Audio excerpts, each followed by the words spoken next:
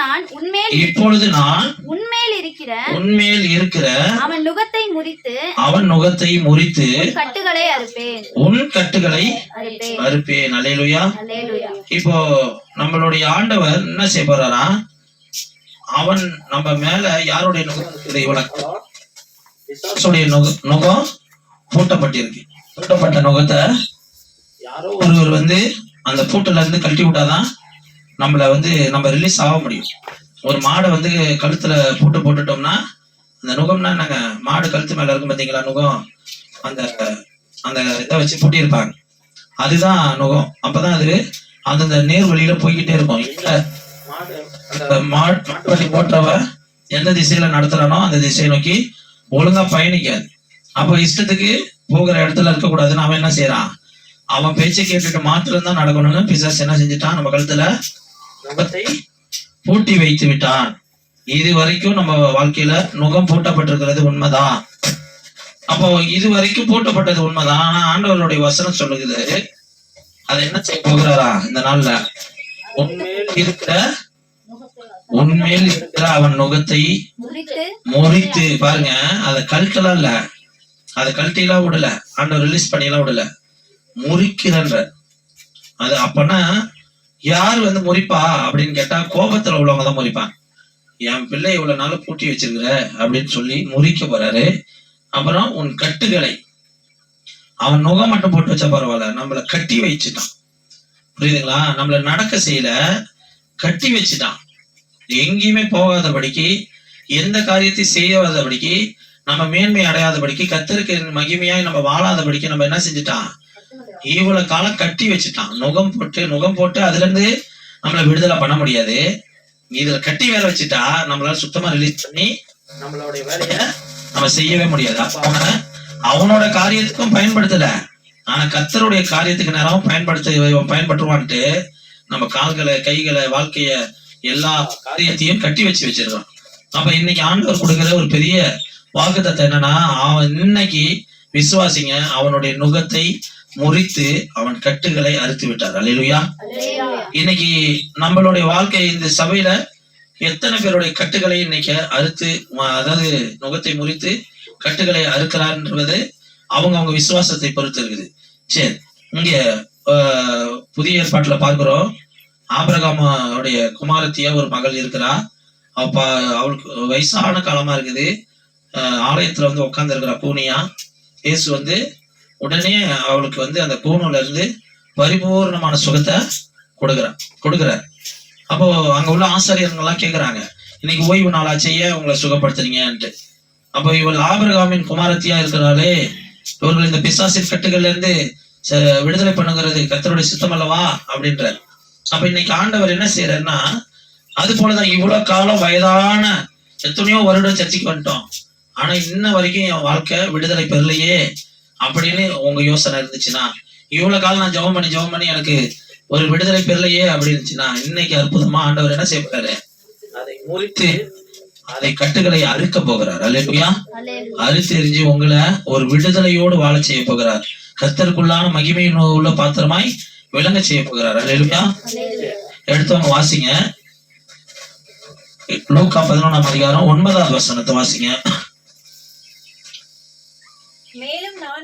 மேலும் நான் உங்களுக்கு சொல்லுகிறதாவது கேளுங்கள், அப்பொழுது உங்களுக்கு கொடுக்கப்படும். கேளுங்கள், அப்பொழுது உங்களுக்கு கொடுக்கப்படும். போதும். இன்னைக்கு கேட்கிறவங்களுக்கு தான் அந்த ஆசீர்வாதம் கிடைக்கும். அல்லேலூயா. இன்னைக்கு யார் கேட்கிறீங்களோ, உங்க நுகம் எடுக்கப்படணும் ஆண்டவரே, என் கட்டுகள் அறுக்கப்படணும் ஆண்டவரேன்னு யார் கேட்கிறீங்களோ அவங்களுக்கு நிச்சயமா ஆண்டவர் ஒரு பரிபூர்ண விடுதலையை கட்டளையிடுவார். அல்லேலூயா. அந்த 11-13 படிங்க. அதே லூக்கால 11ஆம் அதிகாரம் 13ஆம் வசனம் படிங்க. பொல்லாதவர்களாகிய நீங்கள் உங்கள் பிள்ளைகளுக்கு நல்ல ஈவுகளை கொடுக்க அறிந்திருக்கும் போது பரமபிதாவானவர் நம்மிடத்தில் வேண்டிக் கொள்கிறவர்களுக்கு பரிசுத்த ஆவியை கொடுப்பது அதிக நிச்சயம் அல்லவா என்றார். பாருங்க, கேட்க சொல்றாரு, கேட்கல அப்பொழுது கொடுக்கப்படுங்க. பொல்லாதவர்களாகிய நீங்களே உங்க பிள்ளைகளுக்கு நல்ல ஈவுகளை கொடுக்க அறிஞ்சிருக்கீங்க, நல்ல லாபகரமான காரியத்தை கொடுக்க அறிஞ்சிருக்கீங்க. மீனை கேட்டா பாம்பை கொடுக்க மாட்டீங்க. இது மாதிரி தேனை கேட்டா தேலை கொடுக்க மாட்டீங்க, கல்லை கொடுக்க மாட்டீங்க. அப்ப இது மாதிரி நீங்க என்ன செய்ய போறீங்க? ஒரு நல்ல ஈவுகளை கொடுக்க உங்க பிள்ளைகளுக்கு நீங்க அறிஞ்சு செயல்படுறீங்க. சரிதான்.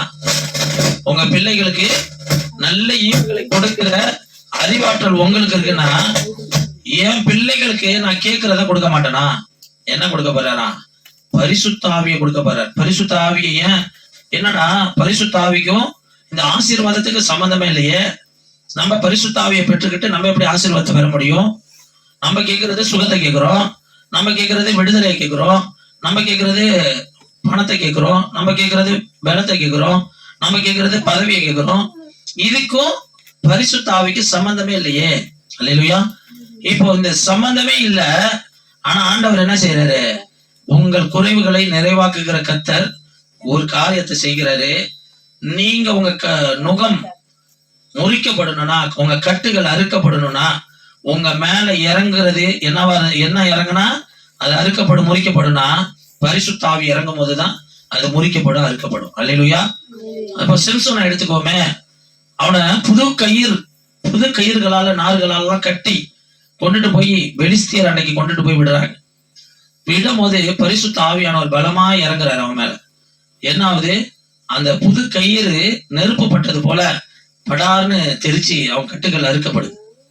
அப்ப இன்னைக்கு பரிசுத்த ஆவியின் பலன் எதற்காக தேவை நம்ம வாழ்க்கையிலன்னா, நம்ம வாழ்க்கையில உள்ள கட்டுகளை அறுக்கிறதுக்கு தேவை. நம்ம கழுத்தின் நுகத்தடிகளை முறிக்கிறதுக்கு கர்த்தருடைய பரிசுத்த ஆவியானவர் தேவை. இன்னைக்கு இது வரைக்கும் நீங்க இயேசுவை வேண்டியிருப்பீங்க, இயேசுவை நம்பிதான் ஆலயத்துக்கு வந்திருப்பீங்க. இது வரைக்கும் எனக்கு நன்மை நடந்ததெல்லாம் உண்மைதான். ஆனா இப்ப சில நன்மைகளை கேட்கிற என் வாழ்க்கையில அனுமதிக்கப்பட மாட்டேங்குது. காரணம் என்னன்னா, அங்க பிசாசின் நுகத்தடிகளும் அவனுடைய கட்டுகளும் அங்க இருக்கு. அப்போ உனக்கு நார்மல் ஜெபம் பத்தாது. என்ன ஜெபம் தேவை? பரிசுத்த ஆவியானவரால் நிறைந்து ஜெபிக்கிற அனுபவம் தேவை. அல்லேலூயா. இப்போ சின்ன பிள்ளைங்க இருக்கிறாங்க. இந்த சின்ன பிள்ளைங்களுக்கு போய் 12வது இங்கிலீஷ்லாம் 12வது படிக்கிற பிள்ளைங்களோட இங்கிலீஷோ இல்ல ஒரு 10வது படிக்கிற பிள்ளைங்க படிக்கிற இங்கிலீஷையோ கொண்டு போய் திணுத்துனா அந்த எல்கேஜி யூகேஜி படிக்கிற பிள்ளைங்களுக்கு அது மண்டையில ஏறுமா? மைண்ட்ல ஏறவே ஏறாது. அதே எல்கேஜி யூகேஜி படிக்கிற பிள்ளைங்க எல்லாமே இருக்கட்டும், இது எல்லாத்தையும் 12வது படிக்கிற பிள்ளைங்கள்ட்ட போய் கொடுத்தா எப்படி செய்யுங்க? அதை ஈஸியா செய்யும் இல்ல? அப்ப அதுங்களுக்கு படிக்கக்கூடிய இங்கிலீஷ் எதுதான்? ஏபிசிடி சின்ன சின்ன வேர்ட்ஸ் எல்லாம் படிக்க கத்துக் கொடுப்பாங்க. அப்போ எல்கேஜி யூகேஜி படிக்கிற பிள்ளைங்களுக்கு என்ன தேவை, எப்ப எது தேவைன்னு அவங்க அந்த டீச்சர்ஸ்க்கு தெரியும். அதே போலதான் ஒவ்வொரு செக்டார் பிள்ளைங்களுக்கும் செகண்ட் ஸ்டாண்டர்ட்ல வேற மாதிரி இருக்கும், தேர்ட் ஸ்டாண்டர்ட்ல வேற மாதிரி இருக்கும், ஃபோர்த்ல வேற மாதிரி இருக்கும். இப்படியே அடிப்படை ஏறிக்கிட்டே போகும். அப்ப ஏன் அந்த செக்டார் ஆண்டவர் நம்மளுக்கு ஏத்த மாட்டார்? புரியுதுங்களா? நம்ம வாழ்க்கையில சின்ன பிள்ளையா இயேசு அப்பாவை ஏற்றுக்கொண்டு வந்தப்போ எனக்கு நிறைய நன்மை செய்தார். உண்மைதான். இன்னைக்கு பல ஜெபங்கள் பண்றோம், பல ஊழியர்களை பண்றோம், நம்ம வாழ்க்கையில ஒரு நன்மை நடக்க மாட்டேங்குது. அப்போ உனக்கு என்ன தேவைன்னா பரிசுத்த ஆவியின் பலன் தேவை. அல்லேலூயா. பரிசுத்த ஆவி உங்ககிட்ட வரும்போது என்ன நடக்குங்க? அப்போஸ்தலர் 1:8 படிங்க. அப்போஸ்தலர் 1:8 படிங்க. பரிசுத்த ஆவி உங்களிடத்தில் வரும் பொழுது நீங்கள் பலன் அடைந்து என்ன செய்யலாமா? எருசலேமிலும் யூதேயா முழுவதிலும் சமாரியாவிலும் பூமியின் கடைசி பரியந்தம் வரைக்கும் எனக்கு சாட்சிகளா இருப்பீர்கள். இந்த காரியம் பாருங்க, நீங்க பரிசுத்த ஆவி உங்ககிட்ட ஃபர்ஸ்ட் வந்துருச்சுன்னா நீங்க என்ன செஞ்சிருவீங்களா? பலன் அடைஞ்சிருவீங்களா? வேதம் சொல்லுது. அல்லேலூயா. அப்ப பலன் அடைகிற ஒரு பலம், கர்த்தருடைய பலம் எங்க வரும்போது ஆவிக்குரிய பலன் எங்கதான் ஒளிஞ்சிருக்கு? பரிசுத்த ஆவியானவர்கிட்ட தான் ஒளிஞ்சிருக்கு. அப்ப நீங்க மேல அந்த லூக்கா 11ஆம் அதிகாரத்துல போட்டிருக்குது, 11ஆம் வசனத்துல இருந்து படிங்க. உங்களில் தகப்பனாய் இருக்கிற ஒருவன் இடத்தில் வந்து மகன் அப்பன் கேட்டால் அவனுக்கு கல்லை கொடுப்பானோ? மீனை கேட்டால் மீனுக்கு பதிலாய் பாம்பை கொடுப்பானோ? அல்லது முட்டையை கேட்டால் அவனுக்கு தேலை கொடுப்பானோ? பாருங்க, இது எல்லாமே உலக ஆசீர்வாதம், சரீரத்துக்குரிய ஆசீர்வாதத்தை இங்க சொல்லிவிட்டு ஆண்டவர் ஒரு காரியத்தை வைக்கிறார். நீ என்ன இடத்துல என்ன கேட்டியா? உனக்கு பரிசுத்த ஆவியை கொடுக்கறது நிச்சயம் அல்லவான்றார். அப்ப நீ கேட்டீங்கன்னா பரிசுத்த ஆவியை நான் கொடுப்பேன். இப்ப உலகம் தெரிகிற பிரகாரமா ஆண்டவர் தரமாட்டார். ஆனா நித்திய பேரின்பத்துக்கு நேரா அற்புதம் செய்து அந்த காரியத்தை தருவார். இப்ப நான் உங்கள்கிட்ட ஒரு கேள்வி கேட்கிறேன். நான் உன்னோட இருக்கிறேன் என்பது உலக ஆசீர்வாதமா நித்திய ஆசீர்வாதமா?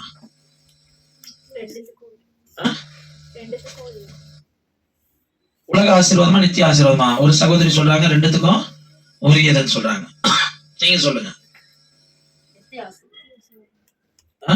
ஒரு ஆள் சொல்றாங்க, மஞ்சளா சிஸ்டர் சொல்றாங்க நித்திய ஆசீர்வாதம்ன்றாங்க.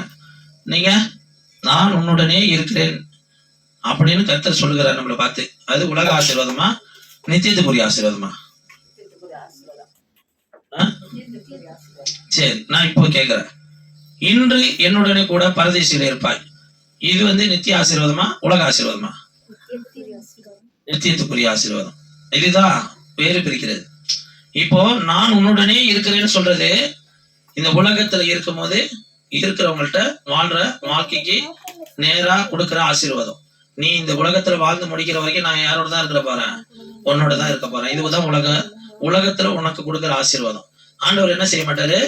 நித்திய ஆசீர்வாதத்தை பெறணும்னா அப்பயே சொல்லிட்டாருன்னா நித்தியமா உன் பேரை நிலைத்திருக்க பண்ணுவேன்னு சொல்லிட்டாருன்னா நான் நித்தியத்துக்குரியவனும் மாறிட்டேன்னு அர்த்தம். அல்லேலூயா. அப்போ ஆண்டவர் சொல்லுகிறதுலயே 2 டைப் இருக்கு. ஒண்ணு உலக ரீதியா ஆசீர்வதிக்கிறேன்னு சொல்றாரு. அதே மாதிரி உலகத்துல உனக்கு நீ வாழணும்னா ஆவிக்குரியவனா வாழணும், ஆவிக்குரியவளா வாழணும்னா கர்த்தருடைய பலன் உனக்கு தேவை. அல்லேலூயா. அதனாலதான் உலக ஆசீர்வாதத்தை, சரீரத்துக்குரிய ஆசீர்வாதத்தை ஒரு அப்பா கேக்குறாரு. அப்பாட்ட மகன் கேக்குறான், சாப்பாடு அப்ப கேட்டா என்ன கொடுக்க மாட்டானா? அப்பா கேட்டா கல்ல கொடுக்க மாட்டானா? மீனை கேட்டா பாம்பை கொடுப்பானா அப்பா? எந்த அப்பனாவது? முட்டையை கேட்டா தேலை கொடுப்பானா? எந்த அப்பனாவது? நான் உங்களுக்கு பரிசுத்த ஆவியை கொடுப்பது நிச்சயம் அல்லவா? அப்போ ஆவிக்குரியவனுக்கு எது தேவைன்னு யாருக்கு தெரியுது? ஏசப்பாவுக்கு நல்லா தெரியுது. இப்ப நீ இது வரைக்கும் வாழ்ந்து வீணாய் இது வரைக்கும் என்னுடைய ஜெபங்கள்லாம் வீணா போதே, எனக்கு கேட்கவே படலையே ஜெபம் அப்படின்னு நினைச்சுக்கிட்டு இருந்தீங்கன்னா பரிசுத்த ஆவியை உனக்கு ஆண்டவர் கொடுப்பேன்னு ஆண்டவர் வாக்கு கொடுக்குற. இந்த வாக்கை நீ பிடிச்சுக்கிட்டு என்ன செய்யணும்? ஏசப்பா எனக்கு இந்த செய்தியில எனக்கு பரிசுத்த ஆவியை கொடுப்பேன்னு சொன்னீங்களே, என்னுடைய கட்டுகள் அறுக்கப்படணும், என்னுடைய நுகத்தடிகள் முறிக்கப்படணும்னா எனக்கு இந்த நாள்ல எனக்கு பரிசுத்த ஆவியானவர் இந்த நாள்ல இருந்து நான் கேட்கிறேன், எனக்கு கொடுங்க ஆண்டவரே. பரிசுத்த ஆவி எல்லார் மேலயும் ஊற்றப்படுறாரு. தாகமா இருக்கிறவன் மேல்தான் அவர் ஆவியை ஊற்றுவார். வறண்ட நிலத்தின் மேலதான் அவர் நீரை பாய்ச்சுவார். அப்போ அவாந்தர வெளியில தான் ஆறுகளை வர செய்வார். அப்போ உங்க வாழ்க்கையில ஒரு வறண்ட தாகத்தோட நீங்க கேட்கிற ஒரு அனுபவம் நிச்சயமா தேவை. ஆண்டவர் அதை எதிர்பார்க்கிறார். என்ன செய்யணுமா? கேளுங்கள் அப்பொழுது கொடுக்கப்படும். அல்லேலூயா. கேட்டாதானே கிடைக்கும். கேட்காமலே வாயை மூடிக்கிட்டே உட்கார்ந்துருந்தா அண்ணாளுக்கு ஆசீர்வாதம் இல்ல. குழந்தையா கேட்கிறா, குழந்தை வேணும்னு சொல்லி கேட்கிறா, குழந்தையாவே கேட்கிறா. யாருக்கிட்டையும் சொல்லாம ஏசப்பா எனக்கு கொடுங்க ஆண்டவரே, தேவனே எனக்கு கர்த்தரே எனக்கு உதவி செஞ்சீங்கன்னா, ஒரு ஆம்பளை பிள்ளையா கொடுத்தீங்கன்னா நான் ஊழியம் செய்ய வைக்கிறேன் ஆண்டவரே அப்படிலாம் சொல்லி கேட்டு அதே மாதிரி ஆம்பளை பிள்ளைய கொடுத்துறாங்க. இதே மாதிரி அண்ணாள் என்ன செய்யக்கூடாது? சும்மா இந்த குழந்தை தனமாவே நின்றுகிட்டு இருக்குது ஆண்டவருக்கு பிரியமல்ல. அதை விட தாண்டின செக்டாருக்கு போகணும். அப்ப என்ன தேவை உனக்கு? என்ன? ஆண்டவர் முன்பாக நிக்க பரிசுத்த ஆவியின் பலன் தேவை. அடுத்தது அவ எப்படி வந்திருப்பான்னா கம்பீர தோற்றத்துல வந்திருப்பா. அன்னைக்கு சாமுவேலை தூக்கிட்டு வந்த அவ அடுத்தது ஒரு பெரிய காளைகளுக்கு 1000 காளைகளை கொண்டு பண்ணிட்டு இருப்பா. அப்போ நம்ம எப்படிப்பட்ட ஒரு ஆண்டவருக்கு முன்பாக நிக்கணும்னா பரிசுத்தாவின் பலத்தோட நிக்கணும். பரிசுத்தாவி பலம் பட்டு நிக்கிறவன் எப்படி இருப்பான்னா பிசாசின் கட்டுகள் இல்லாதவனாய், அறுக்கப்பட்ட நிலைமையில பிசாசின் நுகத்தடிகள் அவன் மேல இல்லாதவனாய், ஒரு நல்ல ஒரு கொளுத்த கால கன்றாய் நிற்பான். அல்லேலூயா. தன்னையே பலியாய் அர்ப்பணிக்க கூடியவனாய் நிற்பான். இன்னைக்கு நீங்களும் நானும் அடிக்கடி விழுந்து போகிற காரணம் என்ன தெரியுங்களா? இந்த பலம் இல்லாதனால்தான். நீங்களும் நானும் விழுந்து போகிறவர்கள் அல்ல, விழுந்து கிடக்கிறவர்களை தூக்கி நிறுத்துகிறவர்கள் தான் உங்களை என்னை ஆண்டவர் வச்சிருக்கிறார். அல்லேலூயா. நீங்க இன்னைக்கு அற்பமாய் நீங்க நினைச்சுக்கிறீங்க. உங்களை நீங்க அப்படி நினைக்காதீங்க. ஏன் தெரியுங்களா? உங்களை அற்பமா நினைச்சுக்கிறது தாழ்த்தலாம். ஏசப்பா சமூகத்துல தாழ்த்தி செய்யலாம். ஆனா எல்லா இடத்துலயும் இப்போ டாக்டர் இருக்காருன்னு வச்சுங்களேன், ஐயோ ஒரு பேஷண்ட் வந்திருக்கிறாங்க, ஐயோ எனக்கு நான் டாக்டர்லாம் இல்லைங்க அவன்கிட்ட போய் தாழ்த்திக்கிட்டு இருந்தா புரியுதுங்களா? ஒரு பேஷண்ட் வந்திருக்கிறான், எனக்கு இது சுகப்படுத்துங்க டாக்டர்ன்ட்டு, ஐயோ நான் இது சரியான டாக்டர்லாம் இல்லைங்க, நான் சரியெல்லாம் பண்ண மாட்டேங்கன்னு ரொம்ப தாழ்மைப்படுறீங்கன்னு வச்சுங்களேன், அவன் சரியான முறையில உங்களை ட்ரீட்மெண்ட் பார்ப்பானா? போயிடுவான் அந்த டாக்டர் விட்டு. இவன் நடந்தாலும் இப்படி சொல்றான்ட்டு. அப்போ எங்க தாழ்த்தணும், எங்க விசுவாசமா பலமா நிற்கணும்னு நம்ம புரிஞ்சுக்கணும்.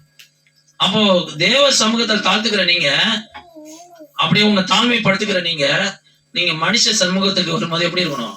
கம்பீரமா இருக்கணும். உன்னால முடியாதான்னா, என்னால முடியாதாடா, என் கர்த்தரால முடியும், நான் செஞ்சு காட்டுறேன் போ. கம்பீரமா தான் பேசணும்.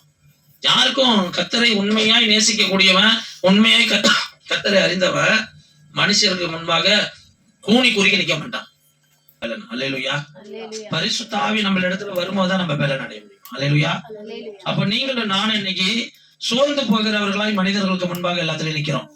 ஐயோ, நம்ம கர்த்தருடைய பிள்ளைங்க, நம்ம பேசக்கூடாதுங்க, நம்ம சத்தமா பேசிடக்கூடாதுங்க. சத்தமா பேசணும், ஞானமா பேசணும், கருத்தோட பேசணும். அப்ப உனக்கு அபிஷேகம் இல்லாம நீ ஒரு இடத்துல நின்னா, கர்த்தர்கிட்ட சொல்லாம ஒரு வார்த்தையை பேசுனீங்கன்னா, அது எல்லாமே பிசாசின் வார்த்தையை வெளிப்படும். ஏசப்பா என்னை மறைச்சு நான் இந்த பிரச்சனையில நான் பேச போறேன் ஆண்டவரே, கூனிக்கு குறுக்கி நின்னா நான் பேச மாட்டேன் ஆண்டவரே, நீங்க என் கூட இருந்து என்னை மறைச்சு நீங்க முழுமையா வெளிப்படுங்க அப்படின்னு சொல்லி பேசி பாருங்க. கர்த்தருடைய பலன் என்னன்னு வெளிப்படும். அல்லேலூயா. உங்களுக்கு தேவை என்னங்க? இந்த பூமியில உங்க கூடவே ஆண்டவர் இருக்கிறன்னு வார்த்தை கொடுத்திருக்கிறாரு. ஆனா இந்த ஆண்டவரை கொண்டுட்டு போய் சேர்க்கிற பொறுப்பு, மக்கள் இடத்துல சேர்க்கிற பொறுப்பு நம்மளுடையது. ஆனா எப்படி சேர்க்க கூடாது? சும்மா கூனி குறுக்கிலாம் போய் சேர்க்க கூடாது, கம்பீரமா போய் சேர்க்கணும். நான் இயேசுவை பற்றி சொல்ல வந்திருக்கிறேன், நான் இயேசுவோட பிள்ளையாய் வந்திருக்கிறேன். நான் கூனி குறுகி நிற்கிற பிள்ளை இல்ல, கம்பீரமாய் நிற்கிற கர்த்தருடைய பிள்ளைன்னு சொல்லி அங்க போய் நிற்கணும். அப்போ எப்படிப்பட்ட ஞானம் தேவைன்றதை ஆண்டவர்கிட்ட கேளுங்க. அந்த ஞானத்தை அங்க வெளிப்படுத்துவார். ஒரு பொருள் விற்க வராங்க, ஃப்ரிட்ஜ் விற்க வரான், ஒரு சேல்ஸ் கம்பெனில இருந்து வரான். என்ன செய்வான்? சார் தயவு செய்து வாங்கிக்கங்க சார் அப்படின்னு கெஞ்சுவான்னு நினைக்கிறீங்களா? எங்களுடைய கம்பெனி ப்ராடக்ட் இதுதான், இதுல இவ்வளவு அட்வான்ஸ் இருக்குது, மற்ற எல்லா கம்பெனியோட ஒருத்தானது இது, வாங்கிட்டீங்கன்னா உங்களுக்கு நல்லா இருக்குங்க, வாங்கிக்கங்க சார். பொலைட்டா, டீசெண்டா, அன்போட, தாழ்மையா பேசுவான். அதுக்காக அவன் என்ன செய்ய மாட்டான்? கூனி குறுகி நிக்க மாட்டான். அப்போ நம்ம எதுக்கு கூனி குறுக்கணும்? நம்மள்ட்ட பாவம் உலகத்தான் சொல்றான், மடியில கணம் இருந்தாதான் வழியில என்ன இருக்குமா? பயம் இருக்குமா? பயம் இல்லாத ஒரு வாழ்க்கை வாழ்றதுக்காக அழைக்கப்பட்ட நம்ம என்ன செய்யறோம்? இன்னைக்கு எல்லா காரியத்தையும் பயப்படுறோம். பயப்படவே கூடாது. பயப்படாதே. என்ன சொல்றாரு? மோசையோடு இருந்தது போல உன்னோட இருப்பேன், எல்லா ஜனங்களுக்கு முன்பாக நான் உன்னை மேன்மைப்படுத்துவேன் சொல்லி மோசையை எப்படி நடத்தினாரோ அதே போல யோசுவாவை நடத்தினார். அல்லேலூயா. அவனுக்கு செங்கடலை பிளந்தாரு, இவனுக்கு யோர்தானை பின்னிட்டு ஓட செய்தார். இன்னைக்கு உங்களையும் எனக்கும் ஒரு கூனி குறுகிற அனுபவம் இருக்கக்கூடாது. அல்லேலூயா. அதுக்கு தேவை என்னங்க? பரிசுத்த ஆவியின் பலன். அல்லேலூயா. கடைசி வார்த்தைன்னு சொல்லி முடிச்சார, கண்ணீரோடு உள்ள ஜெபத்தினை ஏறெடுக்க வேண்டும். அவன் இப்போ 8ஆம் வசனம் படிக்கல. பெண்மை தனக்கு அவன் சிநேகிதனாய் இருக்கிறது நிமித்தம் எழுந்து அவனுக்கு கொடாவிட்டாலும் தன்னிடத்தில் அவன் வருந்தி கேட்கிறது நிமித்தமாவது எழுந்திருந்து அவனுக்கு தேவையானதை கொடுப்பான் என்று உங்களுக்கு சொல்கிறேன். அல்லேலூயா. அப்ப நீங்களும் நானும் கண்ணீரோடு காரியத்தை வேண்டுதல் செய்யணும். எந்த காரியத்தை? மற்றவர்களுக்காக கண்ணீரோடு ஜெபிக்கிற அனுபவத்தை எதிர்பார்க்கிறார் ஆண்டவர். மற்றவர்களுக்காக ஏசப்பா அவர்கள் வாழ்க்கையை மாத்துங்க ஏசப்பா அப்படின்னு சொல்லும் போது, ஏசப்பா ஒரு மனுஷன் இறங்கி வந்து அப்பத்தை கொடுக்குறான்னா, ஒருத்தவன் அவனை ஆசீர்வதிக்க ஆண்டவரேன்னு சொல்லி ஜெபிக்கும் போது ஆண்டவர் எப்படி ஆசீர்வதிக்காம இருப்பார்? அல்லேலூயா.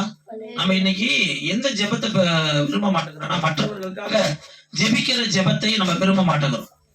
நம்ம கண்ணு முன்னாடி ஒருத்தவ எத்தனையோ பிள்ளைங்க, நான் வந்து கர்த்தர் நாமத்துக்கு மகிமையா சொல்றேன், நான் பைக்ல போய்கிட்டு இருப்பேன், ஒரு பிள்ளை வந்து ஏதோ விழுகிற மாதிரி இருக்கும், நான் அவங்கள கிராஸ் பண்ணி போயிட்டு இருப்பேன், அவங்க அந்த பிள்ளை ஏதோ கை நீட்டிக்கிட்டுலாம் போய்கிட்டு இருக்கும்.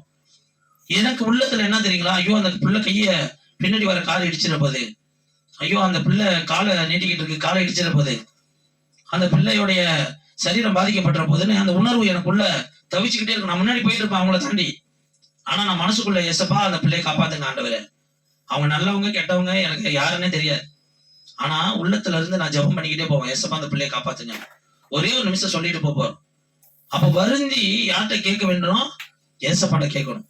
அதனால மற்றவர்களுக்காக நம்ம கண்ணு முன்னாடி நம்மளால கொடுக்க முடியாது, ஒருத்தவங்களுக்கு கொடுத்து உதவி செய்ய முடியலனாலும் அவங்களுக்காக ஜெபிக்க முடியும் வருந்தி. நம்ம எத்தனையோ பேர் பாருங்களேன், ஏழைகள் எல்லாம் உடம்பு சரியாம நம்மளாம் வீட்டுக்குள்ள இருந்துகிட்டு என்ன செய்யறோம், அப்படியே பூர்வியை பொத்திக்கிட்டு இருக்க போட்டுக்கிட்டு தூங்குறோம், பயங்கர குளிர் தாங்க முடியல. ஆனா கண்ணு முன்னாடி பாத்தீங்கன்னா எத்தனையோ பாட்டிங்கெல்லாம், வயசானவங்க எல்லாம், சின்ன பிள்ளைங்க எல்லாம் ராத்திரியில இந்த பஸ் ஸ்டாண்டு ஓரத்துல எல்லாம் படுத்திருப்பாங்க, பாத்திருக்கீங்களா? அப்படியே வீடே இல்லாம கொசுக்கடியில. நம்மளால கொடுத்து உதவ முடியல, பரவாயில்ல. ஆனா நீங்க தூங்கலாமா? நிம்மதியா தூங்கக்கூடாது. அந்த பிள்ளைங்களுடைய நினைவுகளை அப்படியே சுமந்து கொண்டு வந்து தேவ சமூகத்தில் கண்ணீரோடு அழணும். அந்த ஜெபத்தை ஆண்டவர் எதிர்பார்க்கிறார். அல்லேலூயா. இன்னைக்கு உங்க நுகத்தை முறிக்கிற காரியம் 2 விஷயத்துல இருக்கு. உங்களுக்குள்ள பரிசுத்த ஆவியானவர் வந்துட்டா இந்த உணர்வுக்குள்ள வந்துருவீங்க. எந்த உணர்வுக்குள்ள? மற்றவர்களுக்காக வருந்தி ஜெபிக்கிற அனுபவத்துல வந்துருவீங்க. அல்லேலூயா. இன்னைக்கு உங்களுக்குள்ள பரிசுத்த ஆவியானவர் இல்லைன்னு வச்சீங்களேன், இந்த 2 சிம்டம்ஸ் இருக்காது.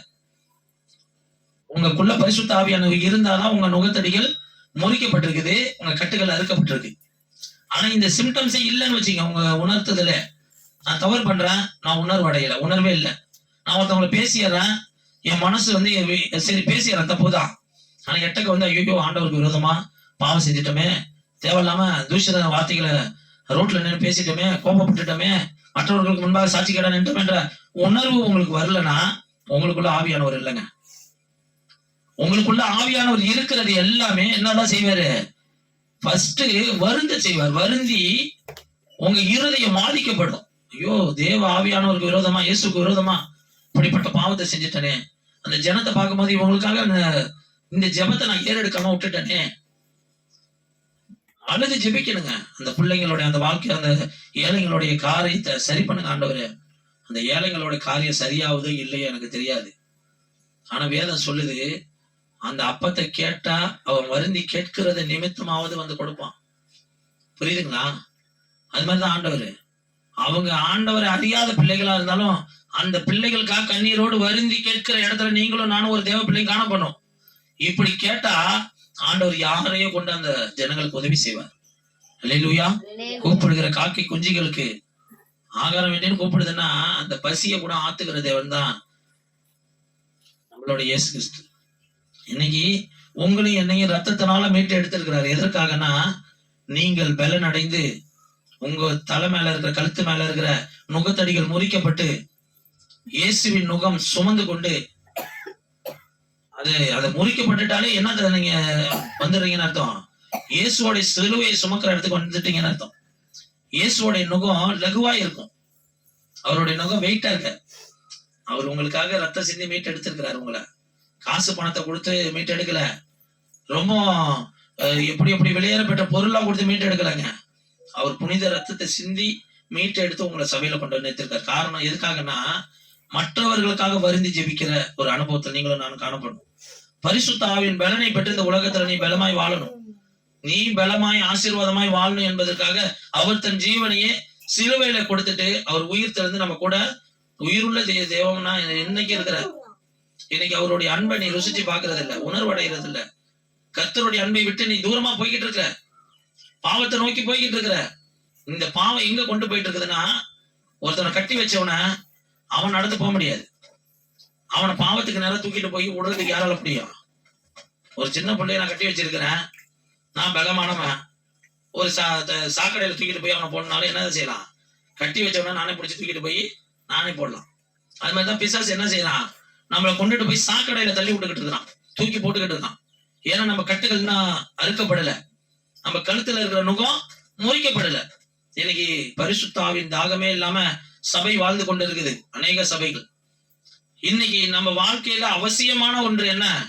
காசு பணம் அநேக பேர்கிட்ட இருக்கு, அநேக பேர்கிட்ட இருக்கு. அத்தனை பேர்கிட்டையும் நிறைவா இருக்கு. அத்தனை பேர்கிட்ட என்ன இருக்கு? கூடவே நோய், வியாதி, பேய், பிசாசு, பிடி எல்லாமே இருக்கு. ஆனா சபைக்கு வரவங்கள்ட்ட எது இருக்குதோ இல்லையோ, பரிசுத்த ஆவி உங்ககிட்ட இருந்துட்டா ஆட்டோமேட்டிக்கா பலம் வந்துடும். பலம் வந்துருச்சுன்னா இந்த உலகம் முழுவதும் சாட்சியா ஆண்டவர் வச்சிருவார். உலகம் முழுவதும் சாட்சியா வைக்கணும்னா நீங்க உலகத்துல எங்கெல்லாம் போறீங்களோ அங்க யார் யாருக்காகலாம் ஆண்டவர் ஜெபிக்கணும்ன்ற ஒரு உணர்வை கொடுப்பார். அந்த உணர்வு உங்களுக்கு வரணும்னா இன்னைக்கு உங்க வாழ்க்கையில பரிசுத்த ஆவியின் அவசியம் தேவை. இந்த அவசியம் இல்லாத ஒரு காரியத்துக்காக இவ்வளவு காலம் ஜெபம் பண்ணிட்டீங்க. ஆனா இனி வரும் காலங்கள்ல என்னத்துக்காக ஜெபம் பண்ணோம்? 2 காரியத்துக்கு, பரிசுத்த ஆவியின் பலத்திற்காக, பரிசுத்த ஆவி நம்ம இடத்துல வருவதற்காக ஜெபம் பண்ணும். 2வது காரியத்துக்கு, எங்கெங்கெல்லாம் கஷ்டப்படுகிற ஜனங்களை நீங்க பாக்குறீங்களோ அவங்களுக்காக ஒண்ணு உதவி செய்யணும், இல்லைன்னா அவங்களுக்காக நீங்க வருந்தி ஜெபிக்கிற இடத்துல இருக்கணும். அல்லேலூயா. அல்லேலூயா. இப்படிப்பட்ட இடத்துல இருக்கிற உங்க மேல எது இருக்காருங்க, பிசாசின் நுகத்தடியோ பிசாசின் கட்டுகளோ உங்களை கட்ட முடியாது. அல்லேலூயா.